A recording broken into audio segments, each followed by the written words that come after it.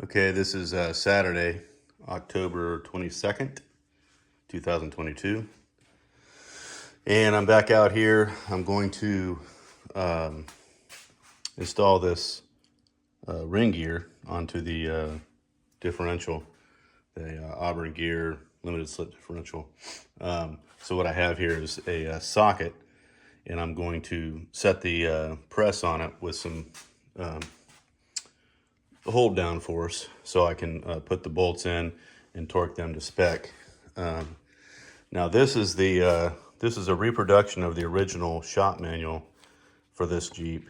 Can't remember the place I got it, but a guy at Crown told me about this place where you can get these original shop manuals. So this is actually what the mechanic would have used back in the day. It's actually a 2-volume set that covers literally everything about the CJ7 and the Scrambler, particular to this year, even, or within a range. This originally was, January '84. Well, my Jeep is an '85, so I think it covers '82 through '86 or something like that. Any case, I'm looking at ring gear installation in the shop manual, and it's telling me to tighten the ring gear bolts to 75 Newton meters or 55 foot-pounds of torque. So that's what I'm going to do, and I'm going to get set up over here with my torque wrench and set the bolts in place. Here we go. Okay, I've got all my bolts here, and they've already got thread locker on them from the manufacturer.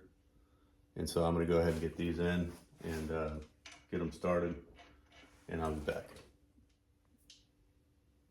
Okay, I've got them all in there now, and by the way, before I put these in, I had put the old bolts in and torqued them down to 50 foot-pounds just to make sure I've got this ring gear seated properly, and so that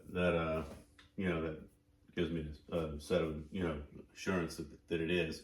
And of course, when I take these down to 55 foot-pounds, they will be where they need to be according to the original shop manual. And that'll, let me get some pressure on here from the press.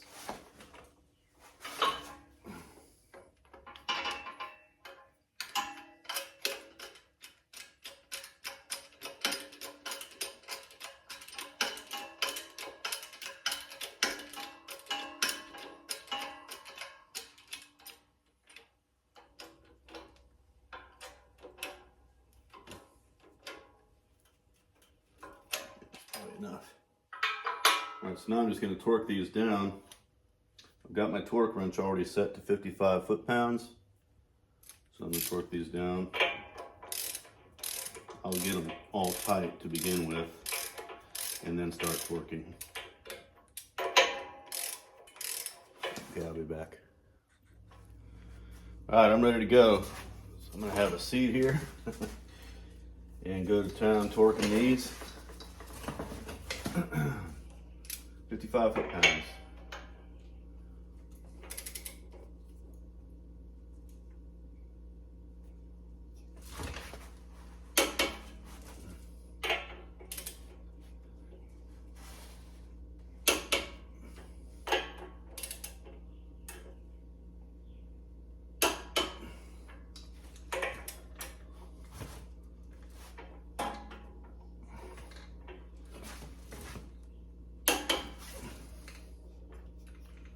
Looks like that socket might be the wrong size. I'm going to change that out.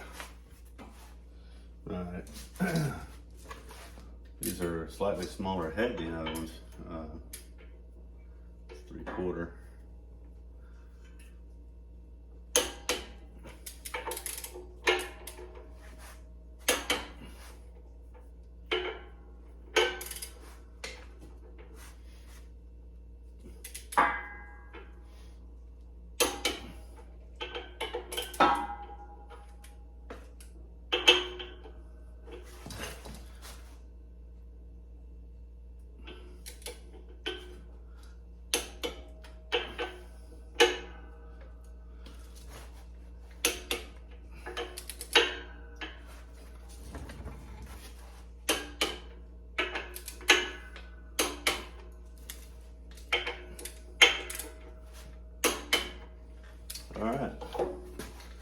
So those are all to 55 foot-pounds.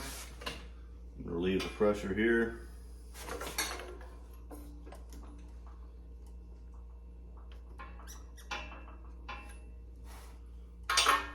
And that should be good to go. On to the next thing. All right, I looked at the Auburn Gear manual, and for whatever reason, they suggest torquing these to 80 foot-pounds. These are 7/16 bolts.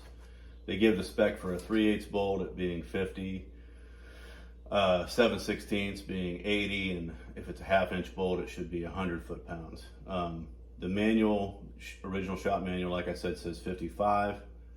So I'm going to split the difference. I'm going to round up and go to 70 on these. So just to make sure. So here we go. That's 70 right there. I'm going to do all these and then call it on that one.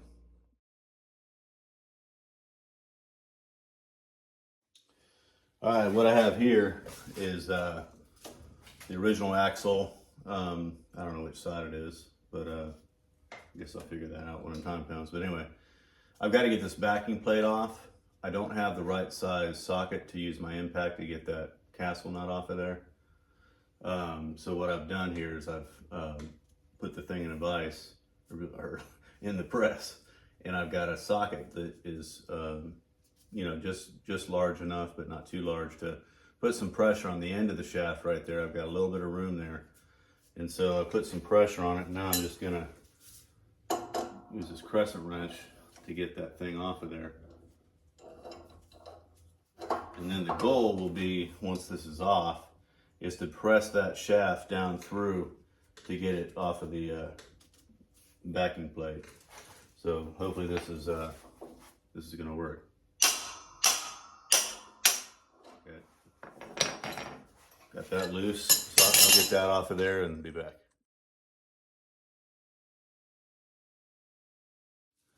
Okay, I didn't have enough clearance with these blocks to just get right on the shaft. When I used this socket in between there, you know, with this thing set a little bit lower, let's see if I can show this. The bottom side of the shaft, where is it? Right there, is that it? I think you can see that. It was hitting this cross member right there. So I had to make some adjustments, and so here I am.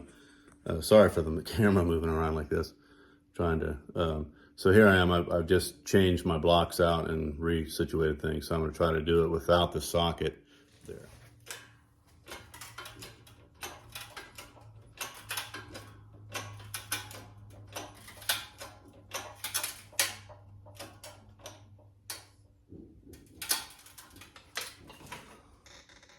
Something is holding that up. Does not seem to want to come off of there.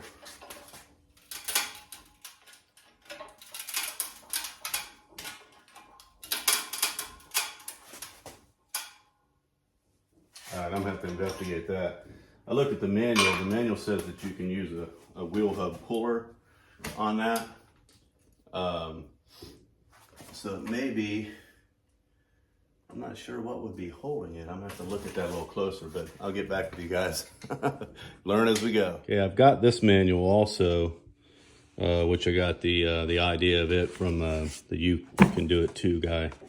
And looking through the instructions on removing the axle, you know, overhauling it and so forth, I don't see any mention of how to get the backing plate off. The only thing that I see is how to remove that hub, which is using that tool right there. But I would think with things supported here, basically I'm doing the same thing, because this would act as the center pin pushing on the axle with the hub being held in place. I mean, I don't see why that wouldn't come out. The bearing on the backside here is free floating, so the only thing that's really it excuse me, it really ought to come out of there is what I'm thinking. So here we go.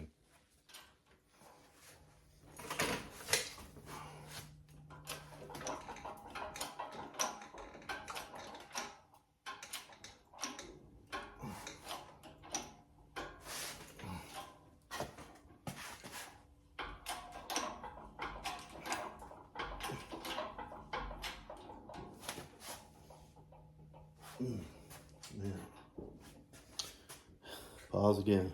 All right, so I couldn't get that off using the press, and I had a lot of force on it, so I don't want to, you know, distort this backing plate. Hopefully I haven't already, but so what I'm going to do is I'm going to use this cutting tool here, and I'm going to attempt to cut that bearing and that race.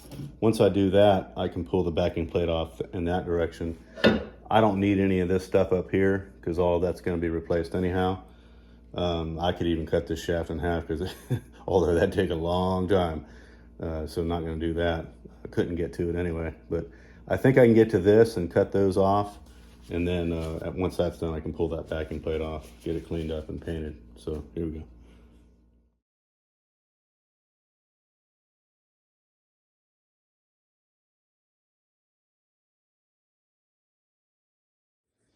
All right, I use this air tool, angle grinder, whatever, with a cutoff wheel on it. And once I got the cage cut free and was able to pry all the bearings out, which are on the floor, you can see where I cut into the race a little bit too. Once I got that out of the way, everything came loose. So that took probably, I don't know, 10 minutes. So maybe even less than that, but so now this will come off. You can see where I was cutting into the shaft. I actually touched the back of the backing plate at one point too. Yeah, right there maybe. It didn't do any damage with it. So I'll get that thing off of there, get it cleaned up, and that's the way I'm gonna do the other one as well. I could go to AutoZone or Napa or something like that and rent their puller tool, but by the time I got myself cleaned up in the car, go get it, get back here, pull it off, pull the other one off, take it back to the thing, I could have had, you know, 4, 6, 8 of these off doing the method I just did, and plus save money. So anyway, the other thing I did while I was working on the carrier with the ring gear, you know, the torquing the bolts and everything, which by the way, another manual, this one I showed you earlier. Let's go over here. That one there says that the torque on these are supposed to be 65 pounds. So we've got 55 pounds from the original shop manual, 80 pounds from Auburn Gear, and 65 from this other Jeep manual. So I've got them torqued to 70. I think I'm good to go on that. But while I was working on that, I wiped this down with lacquer thinner just to make sure I didn't have any dust or anything like that. And also, you know, get a better tooth onto that primer without sanding it. And I painted these, the axle housing and the diff cover, again with the this Rust-Oleum acrylic enamel. Now, I know that this you know, this drive or the axle is going to get warm under use. But if it gets so hot that it's peeling this paint off, then there's something wrong. So I don't anticipate getting so hot that it's going to cause any kind of issues. But I wanted to paint it the matte black. I like the look of that. And this is automotive paint. Yeah, automotive grade. So I'm gonna be okay with that. I just got to get the other backing plate off, get them cleaned up, get them primed, get those painted, and then at that point, I don't think there's anything else I can do until I make the jig to set pinion depth. So I'll catch you guys next time.